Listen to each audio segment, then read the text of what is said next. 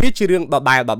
នៅរាល់ពេលដែល Cristiano Ronaldo ត្រូវបានកោះហៅចូលជម្រើសជាតិទាំងដែលខ្លួនមានវ័យ40ឆ្នាំទៅហើយខណៈយុវជនពេញអាយុដទៃទៀតបែរជាមិនអាចទទួលបានឱកាសដូចរូបគាត់ទៅវិញ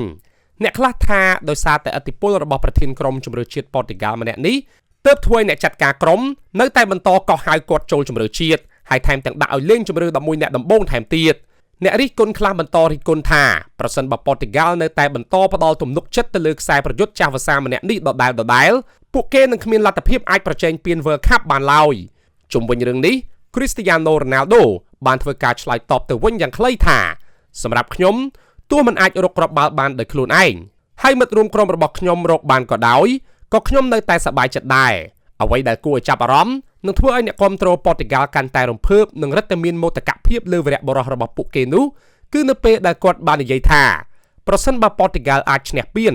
ហើយខ្ញុំមិនបានចូលលេងនោះខ្ញុំនឹងចុះហត្ថលេខាយល់ព្រមលើលក្ខខណ្ឌនោះភ្លាមខ្ញុំនឹងប្រាប់គ្រូបង្វឹកដោយផ្ទាល់មាត់ថាមិនចាំបាច់ដាក់ឲ្យខ្ញុំចូលលេងពេញមួយប្រកួតក៏បានដែរខ្ញុំបដិញ្ញាការពារស្លាកសញ្ញានិងពណ៌អាវជម្រើសជាតិរបស់ខ្ញុំរហូតដល់ថ្ងៃស្លាប់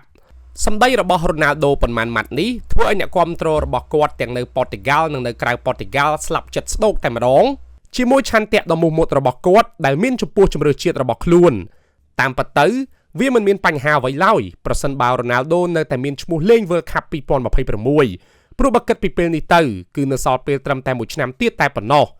យ៉ាងណាមិញប៉ូទុយហ្គាល់នៅមិនទាន់បានចូលលេងវគ្គជម្រុះ World Cup នៅឡើយទេខណៈកាលបរិច្ឆេទវគ្គជម្រុះនឹងចូលមកដល់នៅអំឡុងខែកញ្ញាឆ្នាំ2025នេះប៉ុន្តែប៉ូទុយហ្គាល់ទើបតែដណ្ដើមបានកៅអីឡើងទៅកាន់វគ្គពាក់កណ្ដាលប្រដាច់ព្រាត់នៃពានរង្វាន់ UEFA Nation League ក្រោយទម្លាក់ក្រុមជម្រើសជាតិដាណឺម៉ាកនៅវគ្គ8ក្រុមចុងក្រោយដោយលទ្ធផលសរុបទាំងពីរជើង5-3ហើយបានឡើងទៅកាន់វគ្គ Semi Finals ជួបជាមួយនឹងអាល្លឺម៉ង់ដែលជាគូប្រជែងដ៏តានតឹងបំផុតរបស់ពួកគេយ៉ាងណាក៏ដោយ Cristiano Ronaldo នៅតែអាចរកគ្រាប់បាល់បានច្រើនដដែលដោយគិតមកទល់នឹងពេលនេះគាត់រកបានគ្រាប់បាល់សរុបរហូតដល់ទៅ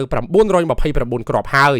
ពលនៅខ្វះត្រឹមតែ79គ្រាប់ទៀតប៉ុណ្ណោះអតីតខ្សែប្រយុទ្ធក្លឹប Manchester United រូបនេះនឹងទទួលបានកំណត់ត្រាថ្មីមួយទៀតគឺក្លាយជាកីឡាករដំបូងគេដែលអាចរកគ្រាប់បាល់បានចំនួន1000គ្រាប់ពីក្នុងអាជីពរបស់ខ្លួន